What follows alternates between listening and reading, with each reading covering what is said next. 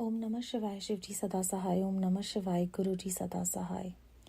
रुद्र संहिता के सती खंड के 32वें अध्याय का श्रवण करेंगे।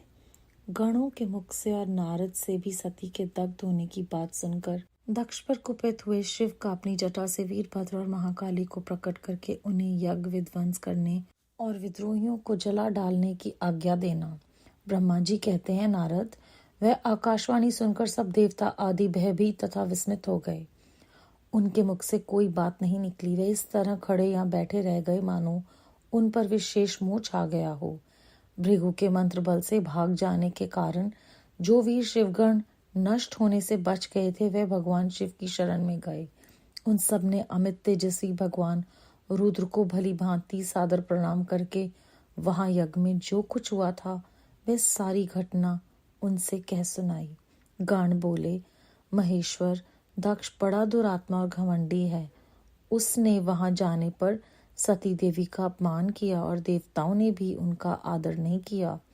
अत्यंत गर्व से भरे हुए उस दुष्ट दक्ष ने आपके लिए यज्ञ में भाग नहीं दिया, दूसरे देवताओं के लिए दिया और आपके विषय में उच्च स्वर से दुर्वचन कहे। प्रभु, यज्ञ में आपका भाग न देखकर सती देवी कुपित हो उठी और पिता की बारंबार निंदा करके उन्होंने तत्काल अपने शरीर को योगाग्नि द्वारा जलाकर भस्म कर दिया। यह देख 10,000 से अधिक पार्षद लज्जावश शस्त्रों द्वारा अपने ही अंगों को काट काट कर वहां मर गए। शेष हम लोग दक्ष पर कुपित हो उठे और सबको भय पहुंचाते हुए वेग पूर्वक उस यज्ञ का विध्वंस करने को उद्यत हो गए। परंतु विरोधी भृगु ने अपने प्रभाव से हमें तिरस्कृत कर दिया।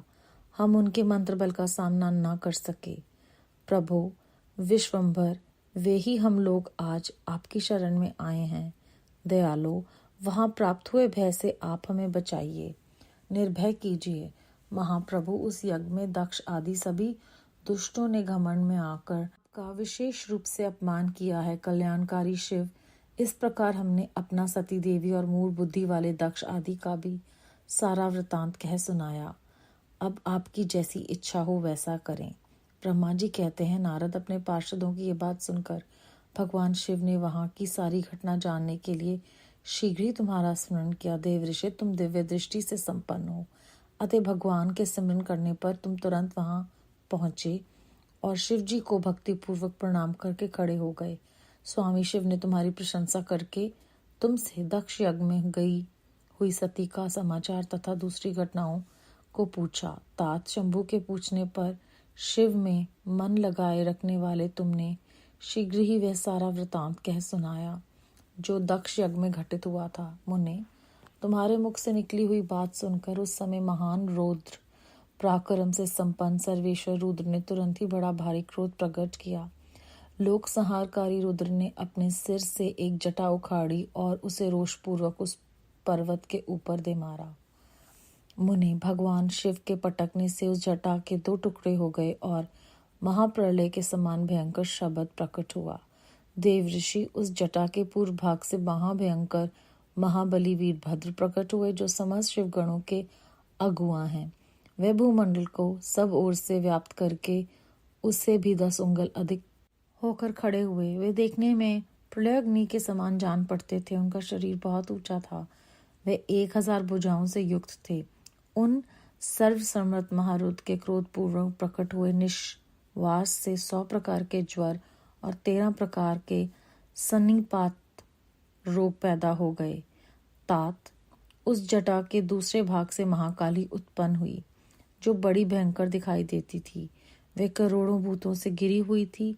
जो ज्वर पैदा हुए वे सबके सब शरीरधारी, क्रूर और समस्त लोगों के लिए भयंकर थे। वे अपने तेज से प्रज्वलित हो सब और धा उत्पन्न करते हुए ये प्रतीत होते थे। वीरभद्र बातचीत करने में बड़े कुशल थे। उन्होंने दोनों हाथ जोड़कर परमेश्वर शिव को प्रणाम करके कहा। वीरभद्र बोले, महारुद्र, सोम, सूर्य, अग्नि 3 नेत्रों के रूप में धारण करने वाले प्रभु, शीघ्र आज्ञा दीजिए। मुझे इस समय कौन सा कार्य करना होगा? ईशान, क्या मुझे आधे ही क्षण में सारे समुद्रों को सुखा देना है या इतने ही समय में संपूर्ण पर्वतों को पीस डालना है? हर मैं एक ही क्षण में ब्रह्मांड को भस्म कर डालूं या समस्त देवताओं और मुनीश्वरों को जलाकर राख कर दूं? शिव, ईशान, क्या मैं समस्त लोगों को उलट पुलट दूं या संपूर्ण प्राणियों का नाश कर डालूं? महेश्वर, आपकी कृपा से कहीं कोई भी ऐसा कार्य नहीं जिसे मैं ना कर सकूं। पराक्रम के द्वारा मेरी समानता करने वाला वीर न पहले कभी हुआ है और न आगे होगा। शिव, आप किसी तिनके को भी भेज दें तो भी वह बिना किसी यत्न के क्षण भर में बड़े से बड़ा कार्य सिद्ध कर सकता है, इसमें संशय नहीं है। शंभु, यद्यपि आपकी लीला मात्र से सारा कार्य सिद्ध हो जाता है, तथापि जो मुझे भेजा जा रहा है ये मुझ पर आपका अनुग्रह ही है। शंभु, मुझ में भी जो ऐसी शक्ति है वह आपकी कृपा से ही प्राप्त हुई है। शिव, आपकी कृपा के बिना किसी में भी कोई शक्ति नहीं हो सकती।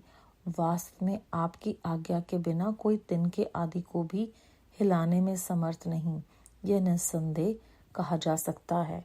महादेव, मैं आपके चरणों में बारंबार प्रणाम करता हूँ। आप अपने अभीष्ट कार्य की सिद्धि के लिए आज मुझे शीघ्र भेजें। शंभो, मेरे दाहिने अंग बारंबार फड़क रहे हैं, इससे सूचित होता है कि मेरी विजय अवश्य होगी, अतः प्रभु मुझे भेजिए। शिव, आज मुझे कोई अभूतपूर्व एवं विशेष हर्ष तथा उत्साह का अनुभव हो रहा है और मेरा चित्त आपके चरण कमल में लगा हुआ है, अतः पग पग पर मेरे लिए शंभु परिणाम का विस्तार होगा। शंभु, आप शुभ के आधार हैं, जिसकी आप में सुदृढ़ भक्ति है उसी को सदा विजय प्राप्त होती है और उसी का दिनों दिन शुभ होता है। ब्रह्मा जी कहते हैं, नारद उसकी यह बात सुनकर सर्वमंगला के पति भगवान शिव बहुत संतुष्ट हुए और वीरभद्र, तुम्हारी जय हो, ऐसा आशीर्वाद देकर वह बोले। महेश्वर ने कहा, मेरे पार्षदों में श्रेष्ठ वीरभद्र, ब्रह्मा जी का पुत्र दक्ष बड़ा दुष्ट है, उस मूर्ख को बड़ा घमंड हो गया है, अतः इन दिनों वह विशेष रूप से मेरा विरोध करने लगा है। दक्ष इस समय एक यज्ञ करने के लिए उदित है, तुम याग परिवार सहित उस यज्ञ को भस्म करके फिर शीघ्र ही मेरे स्थान पर लौट आओ।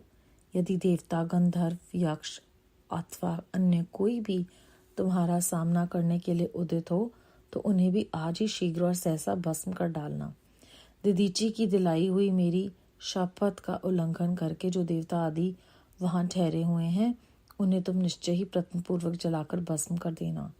जो मेरी शपथ का उल्लंघन करके गर्वयुक्त हो वहां ठहरे हुए हैं वे सबके सब मेरे द्रोही हैं, अतः उन्हें अग्निमय माया से जला डालो।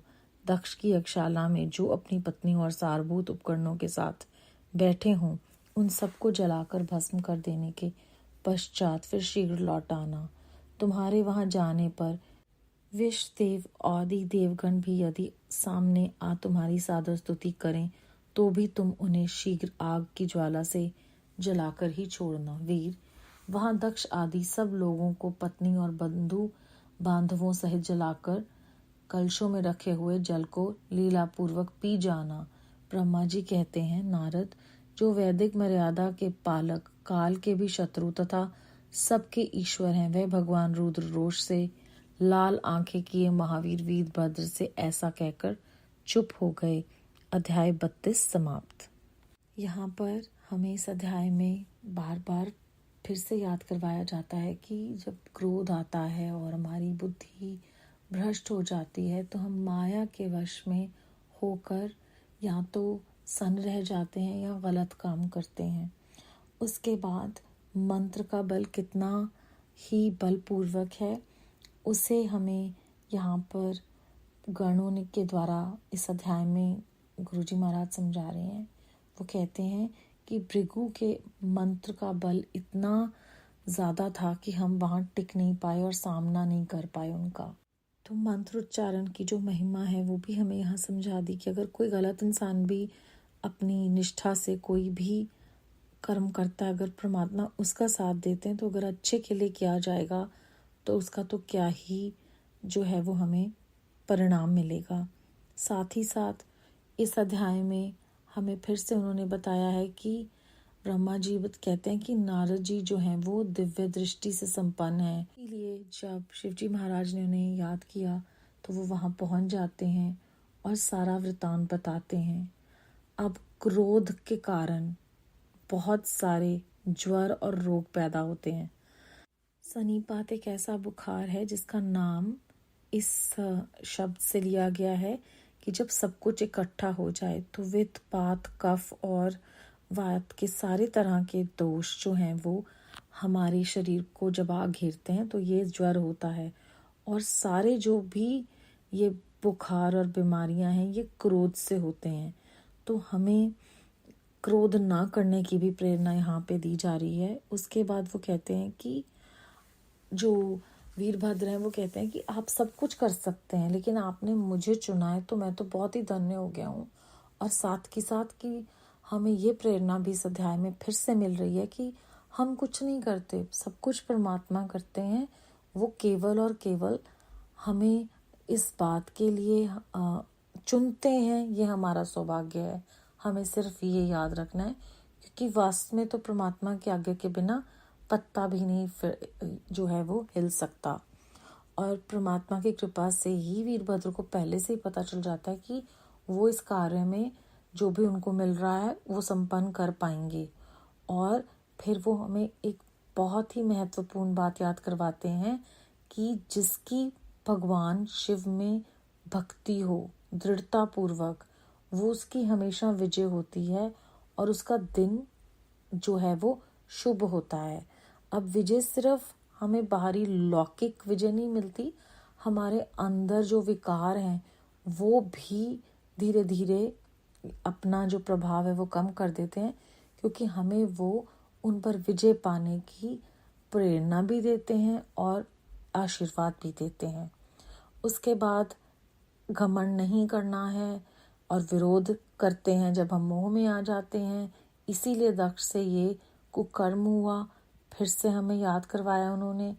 और फिर अंत में वो कहते हैं कि परिवार सहित जो भी वहाँ बैठा है, जो भी गलत काम कर रहे हैं, उन सबको तुम जलाकर राख कर दो। तो हमारे किए हुए अच्छे कर्म अगर हमारी परिवार की आध्यात्मिक यात्रा में आगे बढ़ाते हैं तो हमें यहाँ पर ये भी याद करवाया जा रहा है कि अगर हम जाने अनजाने में कोई कुकर्म करते हैं तो उसका फल भी हमारे परिवार को भुगतना पड़ता है। ये जीवन की छोटी छोटी लेकिन महत्वपूर्ण बातें हमारे लिए मार्गदर्शक हैं। गुरु जी का अनंतम शुक्राना है कि वो हमारा ध्यान इस ओर लेकर जा रहे हैं। बेअंत बेअंत शुक्राना गुरु जी महाराज। ओम नमः शिवाय। शिव जी सदा सहाय। ओम नमः शिवाय। गुरु जी सदा सहाय।